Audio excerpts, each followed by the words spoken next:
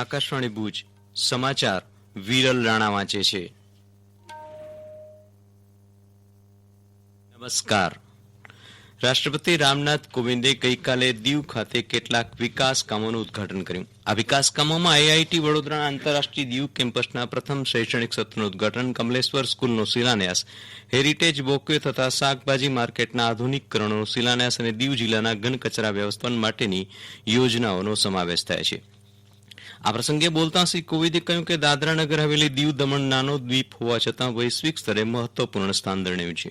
તેમણે કહ્યું કે ગુજરાતથી આફ્રિકા તથા ખાડી દેશોમાં જતા મોટાભાગના જહાજો દીવ થઈને જાય છે.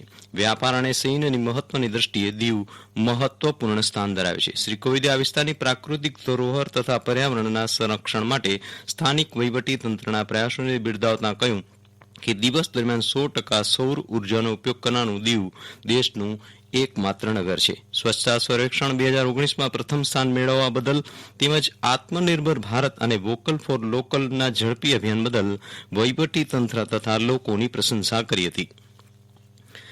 પ્રધાનમંત્રી નરેન્દ્ર મોદી આજે આકાશવાણી પરથી સવારે 11 વાગે પ્રસારિત થનાર મન કી બાત કાર્યક્રમમાં વિવિધ વિષયો ઉપર પોતાના વિચારો વ્યક્ત કરશે.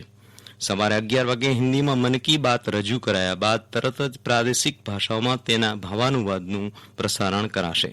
મન કી બાતના પ્રાદેશિક ભાષાઓમાં ભાવાનુવાદનું પુનઃ પ્રસારણ આજે રાત્રે 8 વાગે જે તે ભાષાના આકાશવાણીના કેન્દ્રો પરથી કરાશે. આ કાર્યક્રમનું પ્રસારણ આકાશવાણી તથા દૂરદર્શનના બધા જ નેટવર્ક પરથી કરાશે તેમજ news on air website DD news પરથી પણ કરાશે. ભારતીય તટરક્ષક દળે જખૌ ખાતેથી 4 લાખ રૂપિયાની કિંમતનો ચરસનો જથ્થો જપ્ત કર્યો છે. જખૌના દરિયામાં ઇન્ટરસેપ્ટર ક્રાફ્ટ દ્વારા નિયમિત દેખરેખ હેઠળ આ જથ્થો જપ્ત કરવામાં આવ્યો છે. રાજ્યમાં દરિયાકાંઠાના વિસ્તારોમાં માદક દ્રવ્યોનો જથ્થો પકડવામાં સંકળાયેલી મુખ્ય એજન્સી આઈસીજીએ જખૌ વિસ્તારના દરિયામાં પોતાની ઇન્ટરસેપ્ટર બોટ, ઇન્ટરસેપ્ટર ક્રાફ્ટ અને એર કુસિન જહાજોની મદદથી પેટ્રોલિંગમાં વધારો કર્યો છે.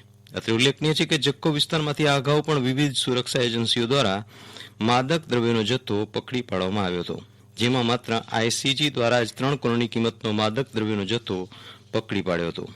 વધુ સમાચાર આ કોરોના સંદેશ બાદ.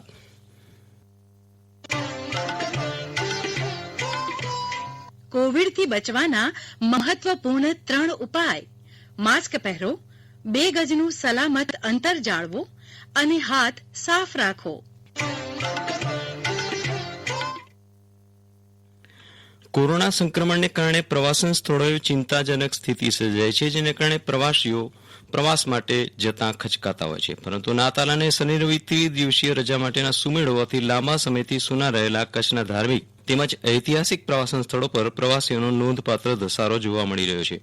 આ પ્રવાસીઓને કારણે સ્થાનિક બજારોમાં ચહલ-પહલ વધતા વેપારીઓના ચહેરા પર પણ સ્મિત રેલાયું હતું. ખાસ કરીને જિલ્લામાં આવેલા ટેન્ટ સિટી, સફેદ રણ અને અન્ય ફરવાલાયક સ્થળોએ પ્રવાસીઓને ફરવા માટે વિશાળ જગ્યા હોવાને કારણે સામાજિક અંતર જળવાઈ રહે છે અને કોરોના સંક્રમણની સ્થિતિ કાબૂમાં રહે છે. ત્યારે અહીંયા આવતા પ્રવાસીઓ માને છે કે કચ્છમાં આવ્યા બાદ તમામ નિયમોનું યોગ્ય પાલન થતું હોવાથી અહીંયા આવીને ખરા અર્થમાં પ્રવાસની મજા માણી શક્યા છે. 31 ડિસેમ્બરને લઈને મોટા પ્રમાણમાં પ્રવાસીઓ આવી રહ્યા છે.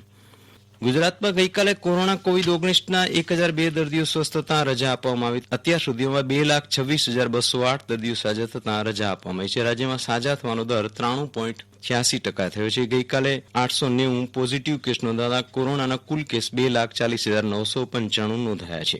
કચ્છ જિલ્લાની કોરોના સ્થિતિ જોઈએ તો ગઈકાલે 25 દર્દીઓ સાજા થતાં રજા આપવામાં આવી. આ સાથે કુલ 3,545 દર્દીઓ સાજા થતાં રજા આપવામાં આવી છે.